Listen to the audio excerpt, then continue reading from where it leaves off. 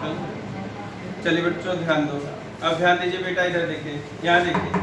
देखिए आज का हमारा जो टॉपिक चल रहा है यहाँ पर भारतीय संविधान, कल भी आपने पढ़ा था थोड़ा सा। तो भारतीय संविधान में कई बार सवाल आता है कि भारतीय संविधान के भाग 4 में किस चीज को मेंशन किया गया है? डीपीएसपी। भारतीय संविधान के भाग 4 में क्या है? डीपीएसपी। जिसमें आपने देखा था डीपीएसपी का मतलब होता है directive principle of state policy, यानी राज्य के नीति निर्देशक तत्व या सिद्धांत। समझिए जरा क्लियर है ना? संस्कृति इधर देखिए, डीपीएसपी का मतलब directive principle of state policy, यानी राज्य के नीति निर्देशक तत्व या सिद्धांत। एक सवाल आता है कि राज्य की कौन कौन सी नीतियां हैं, इसको कैसे निर्देशित किया जाए, इसके लिए कौन कौन से सिद्धांत या तत्व होने चाहिए। यही क्या आपका राज्य के नीति निर्देशक सिद्धांत। तो राज्य के नीति निर्देशक सिद्धांत या तत्व है क्या? अगर हम लोग बात करें कि राज्य की कौन कौन सी नीतियां हैं, इसको कैसे निर्देशित किया जाए और इसके लिए कौन कौन से एलिमेंट होने चाहिए, इसे क्या कहा जाता है? राज्य के नीति निर्देशक तत्व या सिद्धांत। जहाँ पे आपने डेफिनेशन पढ़ा होगा पहले कि नीति निर्देशक सिद्धांतों का उद्देश्य क्या होता है? कल्याणकारी राज्य की स्थापना करना। अगर हम लोग बात करें तो नीति निर्देशक सिद्धांतों का उद्देश्य क्या है? कल्याणकारी राज्य की स्थापना करना। तो अब बात आती है कि कोई देश हो, राज्य हो या समाज हो, वेलफेयर कब होगा, यानी कल्याणकारी कब होगा? जब वहाँ पे सामाजिक, आर्थिक, राजनीतिक सब व्यवस्था अच्छी हो, तभी तो देश वेलफेयर होगा। भाई जिस देश का सामाजिक सिस्टम अच्छा, इकोनॉमिकल सिस्टम अच्छा, रिलीजियस सिस्टम अच्छा, तभी तो देश वेलफेयर होगा। क्लियर हो पा रहा है ना? तो इस तरीके से प्रश्न आता है कि भारतीय संविधान के भाग 4 में क्या है? डीपीएसपी, यानी नीति निर्देशक तत्व या सिद्धांत। इसके आर्टिकल क्या है? 36 से लेकर 51 तक। अब हम लोग इसमें देखते हैं कि डीपीएसपी का मेन ऑब्जेक्टिव क्या है? कल्याणकारी राज्य की स्थापना करना। तो कोई देश हो, राज्य हो, समाज हो, या अगर हम किसी की बात करें तो वेलफेयर कब होता है? जब वहाँ पे सामाजिक, आर्थिक, धार्मिक, राजनीतिक सब व्यवस्था अच्छी होती है, तो देश क्या कहलाता है? वेलफेयर, यानी कल्याणकारी। अब इसको हम लोग विथ आर्टिकल देखेंगे भारतीय संविधान में देश को या नेशन को वेलफेयर कैसे बनाया गया है। क्लियर है ना? तो देखते हैं यहाँ पे आर्टिकल 36 में क्या है? परिभाषा किसकी? राज्य की। तो इसको डायरेक्टली आपको रटना है कि भारतीय संविधान के किस भाग में डीपीएसपी की परिभाषा है। सॉरी, किस आर्टिकल में? 37 में क्या है? विधि बनाने में इन तत्वों को कैसे लागू किया जाए। ध्यान दीजिए, विधि बनाने में इन तत्वों को कैसे लागू किया जाए। विधि का मतलब क्या होता है? कानून। विधि का मतलब क्या होता है? कानून। यानी जो सरकार ने नीतियां बनाई, जो कानून बनाया, उसको कैसे लागू किया जाए, ये भी किसकी जिम्मेदारी? सरकार की।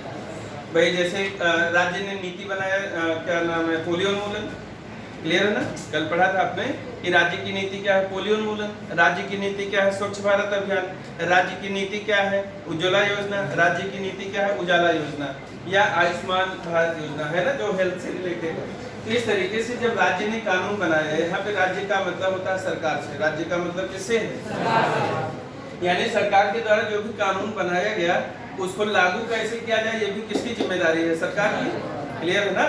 तो 37 में क्या है? विधि बनाने में इन तत्वों को कैसे, यहाँ तक कोई डाउट नहीं। फिर है 38, देखिए 38 में क्या है? लोक कल्याण की अभिवृद्धि के लिए सामाजिक व्यवस्था का निर्माण करना। लोक कल्याण का मतलब होता है पब्लिक वेलफेयर। पब्लिक, तो लोक कल्याण की अभिवृद्धि, यानी अगर लोगों का कल्याण करना है बेटा तो सामाजिक व्यवस्था अच्छी करनी।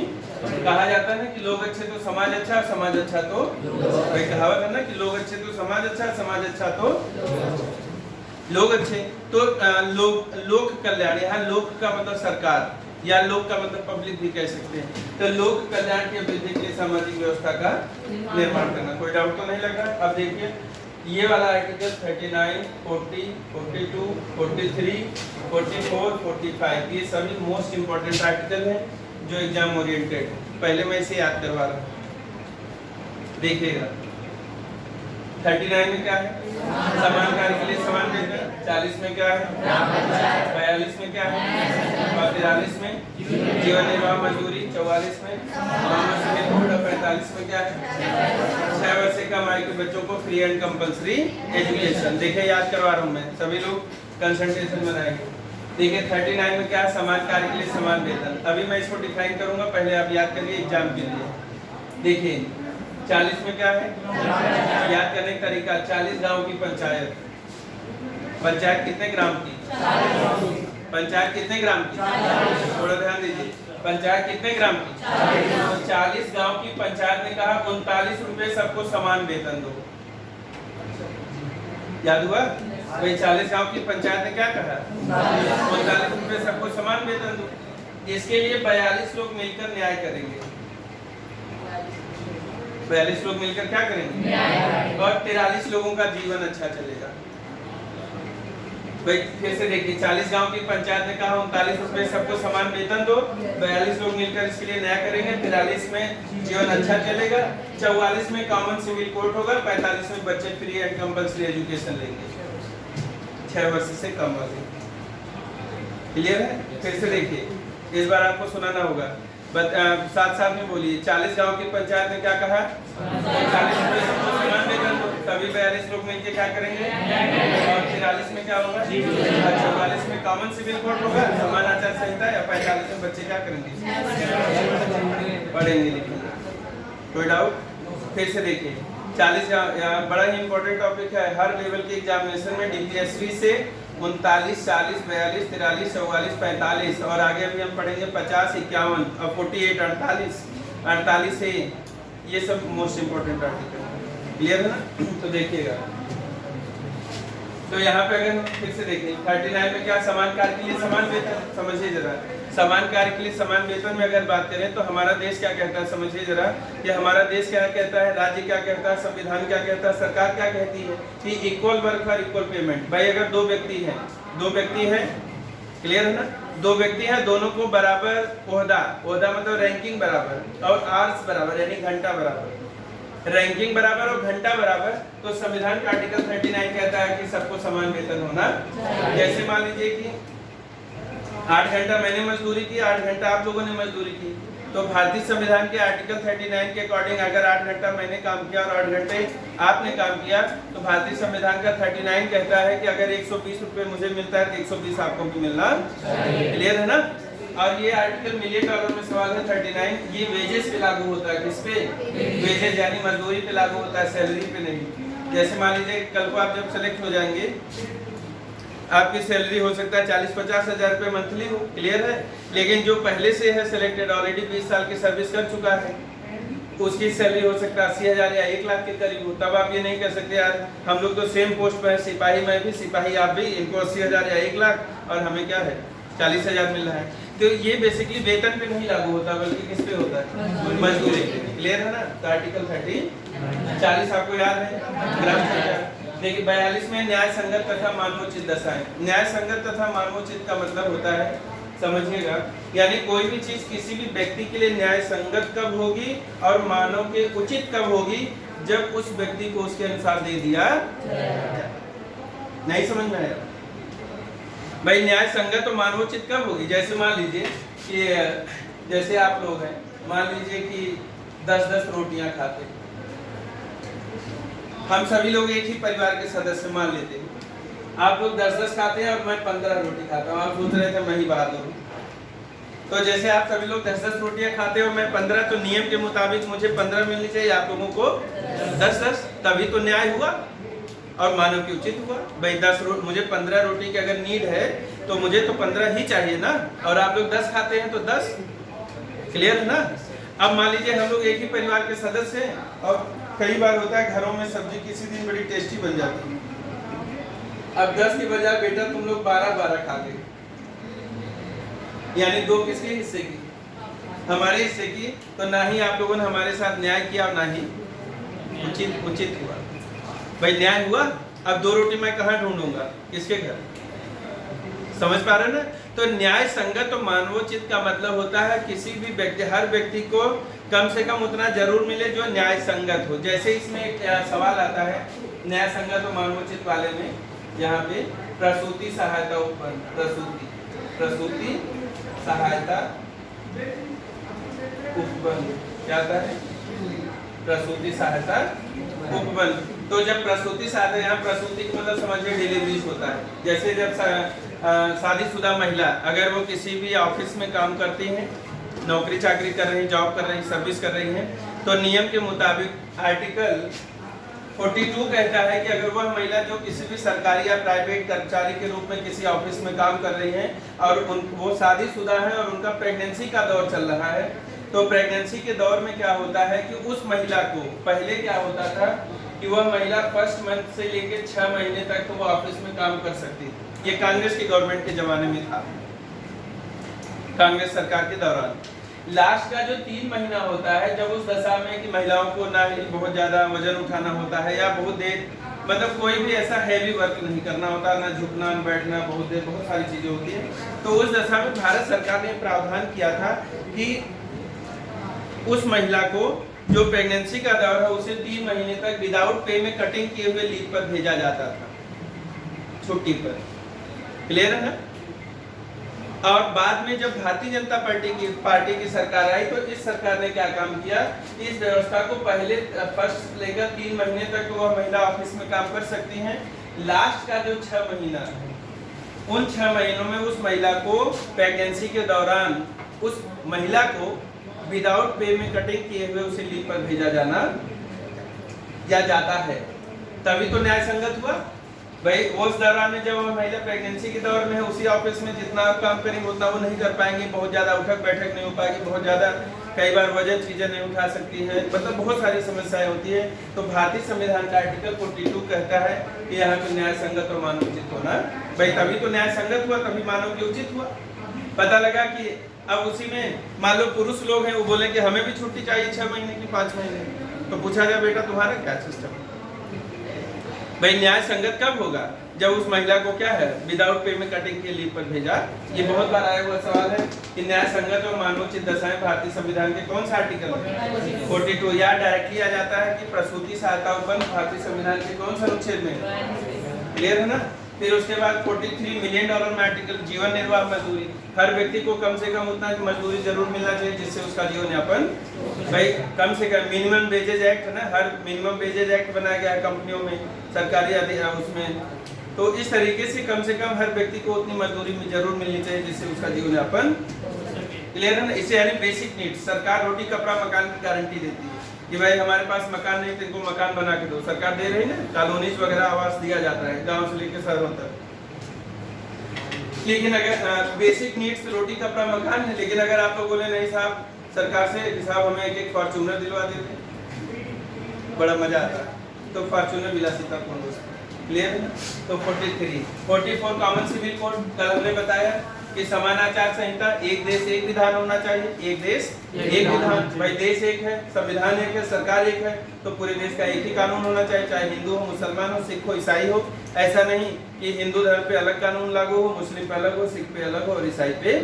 तो भारतीय संविधान का आर्टिकल 44 कहता है कॉमन सिविल। तो समान आचार संहिता है, समान आचार संहिता भी नीति है, कानून नहीं बना, ध्यान दीजिएगा। अभी क्या है ये कानून नहीं बना। 45 देखिए मिलियन डॉलर में आर्टिकल है, बहुत हर लेवल की एग्जामिनेशन में आता है कि 6 वर्ष से कम आयु के बच्चों को किसी फैक्ट्री या कारखाने में काम करने पर प्रतिबंध। 6 वर्ष से कम आयु के बच्चों को फ्री एंड कंपल्सरी एजुकेशन। आप देखिए हमारे देश के प्राथमिक विद्यालयों में 6 साल से कम बच्चों को जो है 6 से 14 वाला आर्टिकल 21 भी जोड़ा गया, तो 6 से 14 वर्ष तक के बालकों के लिए फ्री एंड कंपल्सरी एजुकेशन दिया जा रहा है। यहाँ तक कोई डाउट? एक बार फिर से देखते हैं, ब्रीफिंग करते हैं। भारतीय संविधान के किस भाग में डीपीएसपी बोल के पढ़िए, किसमें? 4 में क्या है? इसके लिए आर्टिकल 36 में क्या है? परिभाषा किसकी? राज्य की। 37 में विधि बनाने में इन तत्वों को कैसे लागू किया जाए। 37 में क्या है? लोक कल्याण के वृद्धि के लिए सामाजिक व्यवस्था का निर्माण करना। उसके बाद क्या है? समान कार्य के लिए समान वेतन, समान कार्य के लिए समान वेतन। क्लियर है ना? Equal work for equal payment. 40 में क्या है? याद करते हैं 40 गांव की पंचायत ने क्या कहा? सबको 39 रुपए समान वेतन दो। आर्टिकल समेत याद करिए। 40 गांव की पंचायत ने क्या कहा? 39 रुपए सबको समान वेतन दो। तभी जो है क्या 42 रुपए में न्याय करेंगे, 43 में जीवन अच्छा चलेगा, 44 में कॉमन सिविल कोड होगा, 45 में क्या होगा? 6 वर्ष से कम आयु के बच्चों को फ्री एंड कंपल्सरी एजुकेशन दिया जाए। कोई डाउट तो नहीं ना? अंशु बताइए, क्लियर हो रहा है? पीछे वाले बच्चों को सबको, आकाश को चलिए मिटा देते हैं, हटाने से अब इस बात में नोट करना।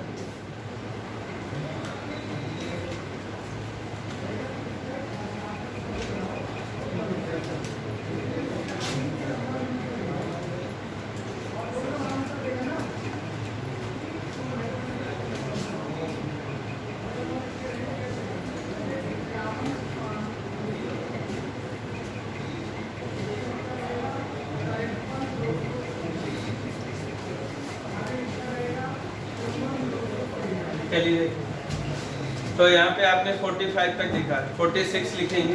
आर्टिकल 46 दुर्बल वर्गों के हितों का संरक्षण, दुर्बल वर्गों के हितों का संरक्षण। 47 में लिखिए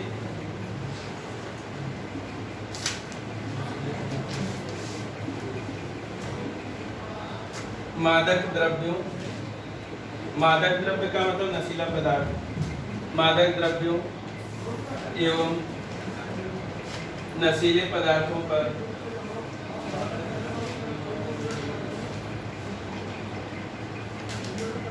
प्रतिबंध, प्रोहिबिशन। 48 उपयोगी पशुओं के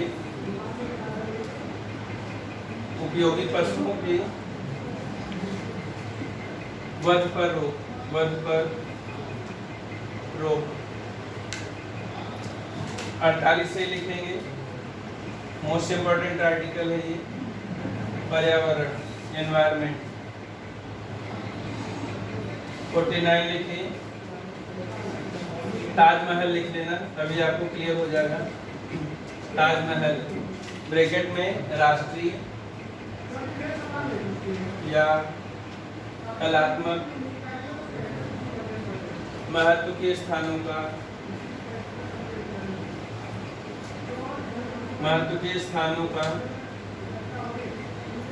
संरक्षण।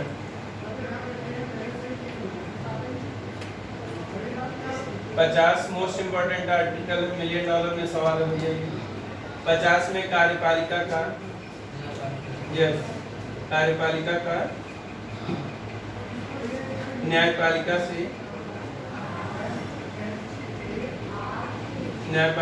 से पृथक्करण यानी सेपरेशन,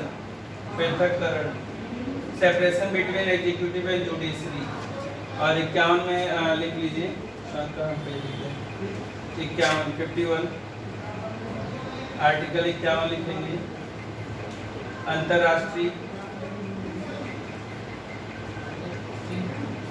अंतर्राष्ट्रीय शांति एवं सुरक्षा, शांति एवं सुरक्षा, ये मोस्ट इम्पोर्टेंट आर्टिकल है। ऊपर लिख दे रहा हूँ 43A, एक आपका रह गया था 43A, उद्योगों के प्रबंधन में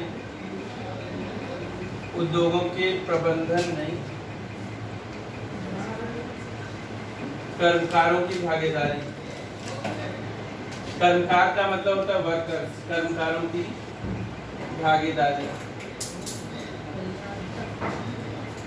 उद्योगों के प्रबंधन में कर्मकारों की भागीदारी।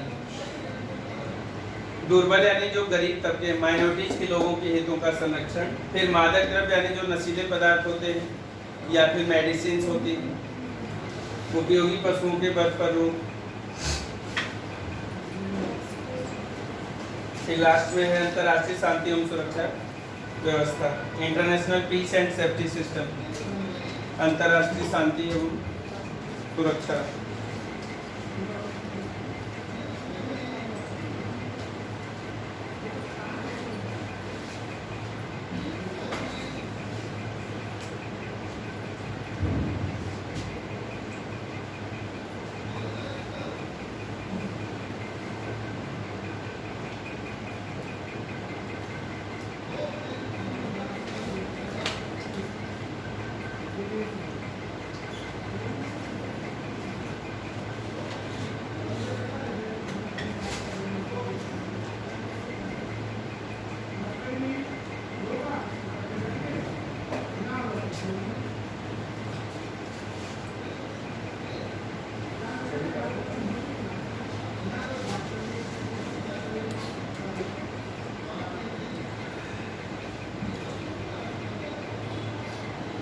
चलिए बच्चों देखिए बाद में लिखना, देखो जरा बाद में लिख लेना, कोई बात नहीं, ध्यान दो।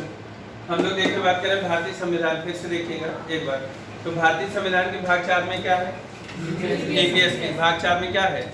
ईपीएसपी। आर्टिकल 36 से क्या, थोड़ा बोल पढ़िए, आर्टिकल क्या है? 36 से 51, 36 में क्या है परिभाषा, 37 में क्या है विधि बनाने में इन तत्वों को कैसे लागू किया जाए, 38 में लोक कल्याण के वृद्धि के लिए सामाजिक व्यवस्था का निर्माण करना, 39 40 गांव की पंचायत ने क्या कहा 39 में सबको समान वेतन दो, इसके लिए 42 लोग मिलकर क्या करेंगे, और 43 में जीवन अच्छा चलेगा, 44 में बच्चे पढ़े, 44 में कॉमन सिविल कोड होगा, 45 में बच्चे पढ़ेंगे लिखेंगे। क्लियर है ना। अब देखिए 46 इम्पोर्टेंट तो है लेकिन बहुत ज्यादा नहीं, अगर आपको याद हो रहा है तो वेल एंड गुड, नहीं याद हो रहा तो और भी अच्छी बात है, यानी अगर चाहे तो छोड़ भी सकते हैं। लेकिन जानिए दुर्बल वर्गों के हितों का संरक्षण, हमारा देश क्या कहता है, समझिए थोड़ा सा, हमारा देश क्या कहता है, राज्य क्या कहता है, संविधान क्या कहता है, सरकार क्या कहती है कि जो भी हमारे देश में दुर्बल यानी गरीब तबके के लोग हैं उनके हितों की सुरक्षा और संरक्षा होनी चाहिए। क्लियर हो भी रही है। फिर 47 में है मोस्ट इंपोर्टेंट आर्टिकल है $1 मिलियन में मादक द्रव्यों और हानिकारक औषधियों पर प्रतिबंध। हमारा देश क्या कहता है, राज्य क्या कहता है, संविधान क्या कहता है, सरकार क्या कहती है कि जो भी हमारे देश में नशीले पदार्थ हैं, जो भी हमारे देश में हानिकारक औषधियां हैं उन पे प्रतिबंध होना चाहिए। जैसे कई बार आपने देखा होगा भारत सरकार रोज नारा लगाती है, टीवी से लेकर प्रिंट मीडिया इलेक्ट्रॉनिक मीडिया में आता है कि शराब पीना स्वास्थ्य के लिए हानिकारक है। शराब की बोतलों पर भी लिखा रहता है शराब पीना स्वास्थ्य के लिए, गुटखा खाना स्वास्थ्य के लिए हानिकारक है, बीड़ी पीना सिगरेट पीना स्वास्थ्य के लिए हानिकारक। लेकिन आजकल हम लोग क्या करेंगे, अभी यहाँ से पढ़ लिख कर जाएंगे और पता लगा ठेके पहुंचे, एक एक बोतल खरीदा और पी के लुढ़क गए। तो संविधान का आर्टिकल ध्यान दीजिए 47 कहता है कि मादक द्रव्य जो नशीले पदार्थ है उन पे प्रतिबंध होना चाहिए। अब आप लोगों के मन में आकर करे यार तो सरकार ही से क्यों नहीं बंद कर देती, तो सरकार इसलिए नहीं बंद करेगी भाई सोर्स ऑफ इनकम का जरिया है, और जब तक हमें अपने फ्यूचर, हमने भविष्य, अपने व्यक्तित्व का खुद नहीं ख्याल होगा तो दूसरा कब तक होगा। भाई सरकार कहे तो रही शराब मत पियो बेटा मर जा रहा, लेकिन पी रहे हो तो वेल एंड गुड है, पियो क्या करो। तो यानी भारतीय संविधान का आर्टिकल 47 कहता है कि नशीले पदार्थों पर प्रतिबंध होना चाहिए, हानिकारक औषधियों पर जैसे मेडिसिन दवाइयाँ, कोरेक्स से खांसी का सिरप आता था अब वो बंद हो गया। क्लियर ना, उसमें बहुत ज्यादा अल्कोहल की मात्रा होती थी। या फिर विक्स अगर कोई बेचता है तो कानूनन अपराध है, तो हानिकारक औषधि विक्स अगर मेडिकल पे कोई बेचता है तो भारत सरकार की तरफ से इसको बैन किया जा चुका है, ये सब कानूनन अपराध है। क्लियर है ना। तो भारतीय संविधान का आर्टिकल 47 क्या कहता है, नशीले पदार्थों पर। फिर उसके बाद 48 उपयोगी पशुओं के बल पर समझिए जरा, हमारा देश क्या कहता है, राज्य क्या कहता है, संविधान क्या कहता है कि जो भी हमारे देश में उपयोगी पशु है, जैसे गाय है ना, हमारे देश में पहले से प्राचीन काल से हमें बचपन से ही हिंदू धर्म में सिखाया गया है कि गाय हमारी माता है, गाय हिंदू धर्म में पूजनीय मानी जाती है, गाय के गोबर से लेप लगाया जाता है, गाय के दूध का पूजा पाठ में यूज किया जाता है। तो इसका मतलब जो उपयोगी पशुओं की हत्या नहीं की जानी। जैसे हाथी संरक्षण अभियान चल रहा है, बाघ संरक्षण अभियान चल रहा है ना। अभी आपने देखा डॉल्फिन मछली को, फिश को जलीय जीव घोषित कर दिया गया, गंगा नदी को राष्ट्रीय नदी घोषित कर दिया गया। ये सब एग्जाम ओरिएंटेड सवाल बनते हैं। क्लियर है ना। तो उपयोगी पशुओं के फिर उसके बाद 48 से आपको पर्यावरण याद कर लेना, बहुत बार आता है सवाल कि आप पर्यावरण भारतीय संविधान के कौन सा आर्टिकल में, 48 $1 फिर 49 में ताजमहल यानी राष्ट्रीय कलात्मक महत्व के स्थानों का संरक्षण। हमारा देश क्या कहता है, राज्य क्या कहता है, संविधान क्या कहता है कि जो भी हमारे देश में राष्ट्रीय धरोहरें हैं, कलात्मक वस्तुएं हैं, उनकी सुरक्षा और संरक्षा होनी, जैसे ताजमहल, जैसे लाल किला, जैसे जामा मस्जिद, ये हमारे देश की राष्ट्रीय धरोहरें हैं। जैसे लोटस टेम्पल, क्लियर है, जैसे हम्पी या फिर हम सारनाथ में चले जाएं, मतलब बहुत सारी चीजें हैं जो भी हमारे देश में राष्ट्रीय धरोहरें हैं, उनकी सुरक्षा और संरक्षा होनी। लेकिन कई बार होता है कि हम लोग आंदोलन के नाम पे क्या करते हैं, पता लगा रेल को जला के राख करते हैं, पटरी उखाड़ देते हैं, बस को फोड़ देते हैं, तो सरकार कह रही फोड़ो भैया कोई बात नहीं। अगर आपको अपने देश के नागरिक अपने देश की संपत्ति को नष्ट करो, लेकिन सरकार कोई खेती थोड़ी कर रही, वो कहाँ से आएगा, हमसे आपसे आएगा, सरकार टैक्स बढ़ा देगी, फिर हम लोग चिल्लाएंगे अरे यार महंगाई बढ़ गई। भाई बस तो खरीदनी होगी ना, जला के राख कर दी जब तो भूल गए कि अच्छा बस तो जला रहे हैं, लेकिन आएगा कहाँ से, हमसे आएगा, टैक्स बढ़ा देगी। भाई कोल्ड ड्रिंक पे 2 रुपये बढ़ा दो, सिगरेट पे 5 रुपये बढ़ा दीजिए, या फिर जो ब्रांडेड कपड़े वहाँ भी टैक्स बढ़ा दीजिए, जीएसटी के रेट बढ़ा दीजिए, बहुत सारी, तो सरकार कहीं न कहीं तो फुलफिल करे। तो क्लियर है ना। तो उपयोगी पशुओं के बल पर रोक। और 49 में ताजमहल, जैसे ताजमहल हम देखने के लिए जाते हैं, लाल किला देखने के लिए जाते हैं, पता लगा अकेले अगर आप गए तो घूम कर तो आ गए, अच्छे से देखा आपने, अगर दोस्तों का ग्रुप जाता है, जब 4 6 10 लोग होते हैं तो लगता है अच्छा यार अब हमारा कोई क्या करेगा, चल चलते हैं। घूमते घूमते पूरा आपने ताजमहल देखा, किसी से पूछा अरे यार मुमताज नहीं दिख रही है, कहाँ है? कि अरे भाई आप चले जाए एकदम ताजमहल नीचे की तरफ जाओ, दक्षिण की ओर जाओ, वहीं कॉर्नर में कोने में चले जाओ, वहीं मिलेंगे। तो कॉर्नर में है ना उनकी कब्र। पता लगा आप गए, पूरा ताजमहल देखा, मुमताज की कब्र पे गए, नहीं कुछ मिला तो वहाँ अपना नाम लिख दिया कि लो मुमताज, याद रखना कि एक और शाहजहां है। तो यानी ना तो आप शाहजहां हैं, ना ही आपकी मुमताज से मुलाकात हुई, लेकिन अगर वहाँ नाम लिख दिया तो पत्थरों की खूबसूरती तो है जो खराब हो जाती है। कई बार बच्चे लोग दीवारों पर लिख देते हैं आई लव यू, किताब कापी में नहीं लिखेंगे, सारा लव कहाँ करेंगे? दीवारों पर। देखा होगा ना? या फिर अपनी जाति का नाम फला Chaudhary, Singh is king, Jat boy, जाटो बॉय, ये सब लिखते हैं ना सब बच्चे, दीवारों पे एकदम छाप देते हैं। देखा होगा? तो भारतीय अब वहाँ दीवारों की खूबसूरती है। पता लगा ताजमहल आप देखने गए, नहीं कुछ मिला, अरे सॉरी लाल किला, नहीं कुछ मिला तो एक लाइन खींच दिया कि चलो अगली बार आऊँगा देखूंगा कि है कि नहीं। मानव की प्रवृत्ति। लोटस टेम्पल गए, वहाँ पे देखिए साइलेंस रहना पड़ता है, मैम चुप रखती है कि साइलेंस होके जाना है। हम लोग सोचेंगे यार क्या बात है, मैडम बहुत चुप करा रही, चल अंदर बोलेंगे। ह्यूमन टेंडेंसी मानो। तो संविधान का आर्टिकल 49 कहता है कि हमारे देश में जो राष्ट्रीय कलात्मक वस्तुएं उनकी सुरक्षा संरक्षा होनी चाहिए। कोई डाउट? $50 मिलियन का आर्टिकल है कार्यपालिका का न्यायपालिका से पृथककरण, separation between executive and judiciary. कार्यपालिका को न्यायपालिका से अलग किया गया, यानी हमारे देश में कार्यपालिका अलग बॉडी है और न्यायपालिका क्या है? अलग बॉडी। कोई डाउट तो नहीं लग रहा है? तो बहुत बार आता है कि कार्यपालिका को न्यायपालिका से कितनी बार अलग किया गया है? 50 बार विथ आर्टिकल याद करिए, कितनी बार? 50 बार। और 51 में क्या? अंतर्राष्ट्रीय शांति एवं सुरक्षा। तो देखिए मेन जो आर्टिकल हो आप याद करेंगे। फिर से देखिए आर्टिकल, इधर देखिए निकेतन, 40 गांव की पंचायत ने कहा 39 रुपए सबको, 42 लोग मिलकर न्याय करेंगे, 43 लोगों का जीवन अच्छा चलेगा, 44 में कॉमन सिविल कोड होगा, 45 में बच्चे फ्री में पढ़ेंगे। क्लियर है ना? फिर उसके बाद 48 में पर्यावरण है, और उसके बाद ये सब आपको 48 में उपयोगी पशुओं के वध पर रोक है, 49 में ताजमहल यानी राष्ट्रीय कलात्मक महत्व के स्थानों का संरक्षण, 50 में कार्यपालिका को न्यायपालिका से सेपरेट किया गया है, और 51 में अंतर्राष्ट्रीय शांति और रौनक क्लिक कर दो।